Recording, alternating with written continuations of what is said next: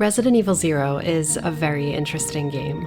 It originally started its development on the Nintendo 64 and was planned to be released for the N64's disk drive add-on. Unfortunately, the game went through a lot of difficulties and compatibility issues with the N64's hardware. Eventually, RE0 was shelved, but would later be remade on the much more powerful Nintendo GameCube. RE0 was released the same year as the Resident Evil remake on GameCube. 2002 was a great year for Resident Evil fans. We got this incredible remake of a Capcom classic, and a brand new entry to the series only 7 months later.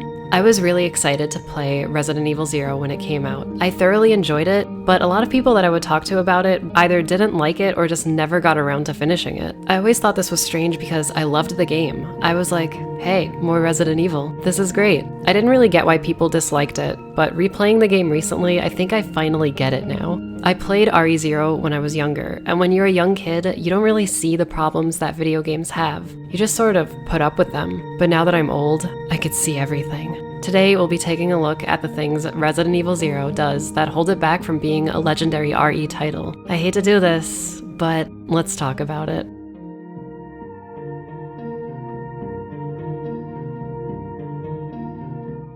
Taking place one day before the events of the original Resident Evil, you play as two characters, STAR's rookie officer Rebecca Chambers and the escaped criminal Billy Cohen. Together they uncover the origin of the T-Virus and the history of the Umbrella Corporation while surviving against hordes of zombies and other experimental creatures. The gameplay of RE0 plays like a classic Resident Evil game, with fixed camera angles, pre-rendered backgrounds, tank controls, and a heavy emphasis on resource management and survival.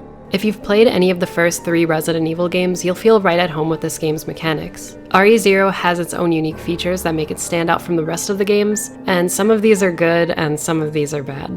In RE0, you literally play the game with 2 characters and can switch between them whenever you like. When controlling one character, the other will be AI controlled, so they'll follow you around and attack enemies. You can also separate the characters and give them orders to stay where they are or to follow you, and whether or not you want them to attack or stay idle during combat. Both Rebecca and Billy have their own strengths and weaknesses. Rebecca is weaker and slower, but she has a chemical mixing set and has the ability to combine herbs together. Billy moves a lot faster and has more HP than Rebecca, and he also has a permanent lighter in his inventory, which actually isn't that useful.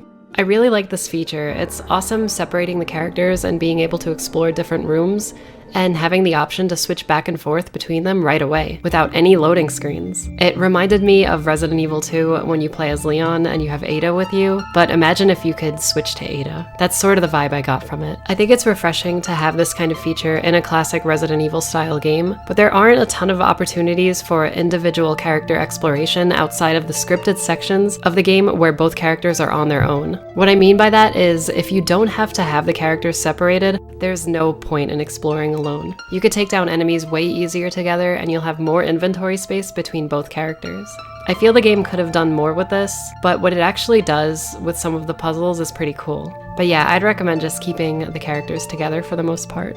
Another feature exclusive to this game is the ability to drop items wherever you want. Now you no longer need to store your stuff in an item box like in the original games. When you drop an item from your inventory, it shows up on your map so you can keep track of it. This also goes for items that you find but don't pick up. This feature is pretty controversial because while you have the ability to drop items wherever you want, the developers removed the traditional Resident Evil item boxes from this game. So say you get to a new area of the game and you want to bring all of your items and weapons you found throughout your journey. You have to manually transport everything to the new area. Like, sometimes you have to make multiple trips back and forth. This is also another reason why you should have both characters together, because at least with both of them, you'll have more space to carry all your stuff to the new places you go to. I'm sure the people that have played this game already know what I'm talking about and know how lame it is that you literally have to throw all of your items on the floor if you want to pick up new things, or if you just don't want them in your inventory. I'm not saying they shouldn't have implemented this feature, but why not just also have the item boxes too? I don't understand. Like, imagine getting to a new area and there's just an item box there with all of your stuff in it. They did this in 4 games leading up to this one. Guys, I am so baffled by this. Like, why not just give me the option to drop things on the ground or into a universal item box? I really don't get it. I think it's interesting because the beginning of this game takes place on a train, and the environment isn't huge. It's like the perfect size for these new features. Dropping an item and coming back to it later is no big deal because the entire train is like 3 cars long. By the way, I really enjoyed the train sequence. It was really cool playing through a train level for the first time in a Resident Evil game, and it's definitely one of the highlights of this game for me. But like I said before, once you get past the train and move on to new areas, you have to carry all of your stuff around and find a good place to drop it off. I wish that item dropping was my only complaint with this game. Unfortunately, there are a few more things that bug me about RE0. Right after that train sequence, the next area of the game is the Umbrella Training Facility. The training facility is similar in layout to the mansion from the first game. It's definitely the longest area, and while it's not bad, it just feels like more of the same, especially since all of the areas after the training facility are really unique or cool callbacks to another Resident Evil game. I think this is where most people give up on RE0 as well. The pacing slows down a lot from the beginning train sequence, and this part of the game introduces some of the most annoying enemies in a Resident Evil game. I am 100% serious about this, guys. So if you didn't know, each Resident Evil game tends to have its own unique enemies outside of the zombies. For example, RE2 has lickers and the plant creatures, and RE3 has creatures like Nemesis and the advanced hunters. In RE0, one of the new enemy types are leeches, more specifically, the leech men. These guys really suck. They're very bullet spongy, and their weakness is fire, which fire-based weapons like the Molotov cocktail and flame grenades are extremely hard to come by. The leechmen have long-distance attacks too. They can hit you from across the room, even off-screen, so sometimes it could be hard to track where they are when you enter a room.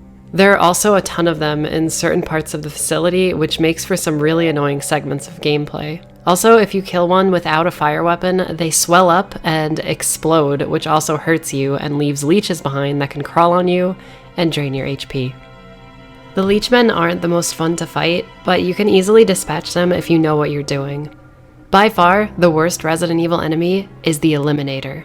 Imagine fighting a smaller version of a hunter that has a ton of HP, can attack you while moving, and has the ability to jump off walls whenever they want. These little monkeys are the worst.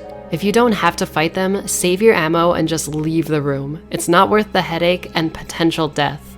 One of the worst things that happened to me in this game was I was on one of my item transportation adventures and I got stuck in a corner just getting hit over and over again by 2 of these little bastards.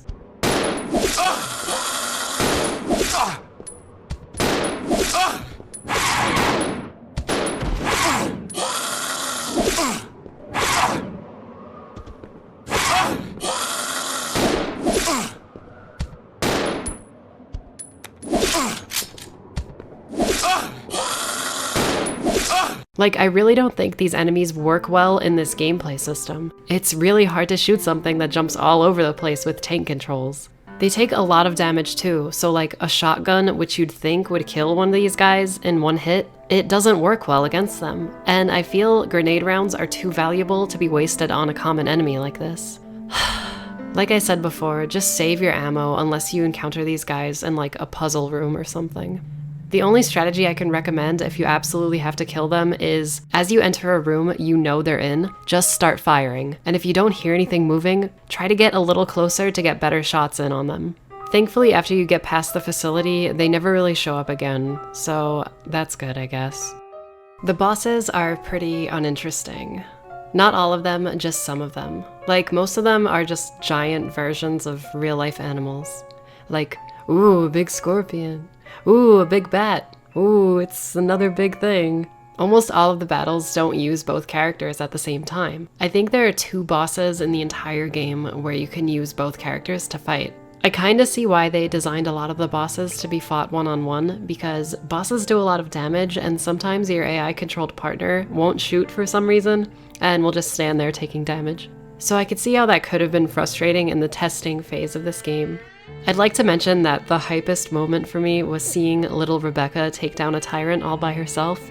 It made me really proud. Which actually brings me to the next thing that really bugs me about this game. The stories in the Resident Evil games have always been simple. There's a virus, there are monsters, you're trapped in a house or city, try and make it out alive. I have some problems with story elements in this game. I think it's safe to say that Resident Evil Code Veronica X was the first game in the series that really jumped the shark in a lot of ways. Wesker wall running and ancient BOW women throwing fireballs. It gets very silly in an almost magical way.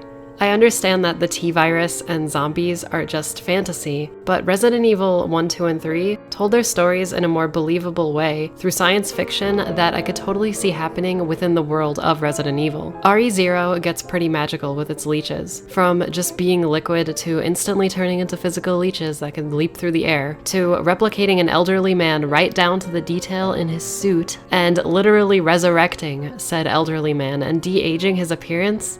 This is insane. Some of the things that happen in this game are just so ridiculous and hard to believe with what we know about the lore of this world. It's unbelievable and makes the game less scary, which, by the way, if you're making a horror game, you should at least try to avoid goofy things like controlling leeches by singing opera. Ugh.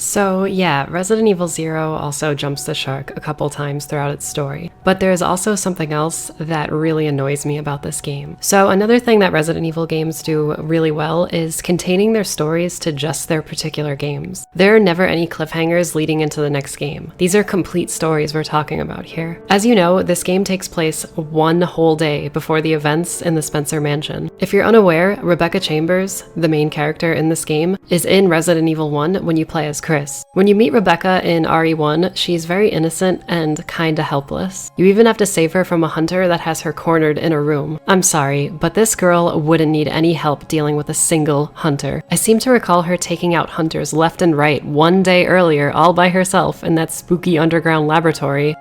She also took out a tyrant all by herself twice. What is this? As soon as she gets to the Spencer Mansion, she should have a bunch of weapons and enough items to deal with whatever threats are thrown at her. When I first played this game when I was younger, I noticed this inconsistency between the two games. And if a young kid notices the holes in your plot, I don't know, maybe you should think about getting a new job or something. I know it's not that big of a deal, but it's just something that bothers me about this game. Rebecca is so strong by the end, then in RE1 she's like back to being a rookie, I guess. I don't know, maybe if she got like fatally wounded at the end of 0, it would make sense why she's all weak again in RE1. The more I think about it, the more heated I get. It may seem like I hate this game, but that's not true. I really like it, and I always have fun when I play it. I'm just looking at it through a lens of tough love. I've played through Resident Evil 0 about 4 times since its release back on the GameCube, and it's kind of weird how I never really noticed a lot of these faults with the game's design until playing it again recently. I can't really blame Capcom for trying something different with their classic Resident Evil gameplay system.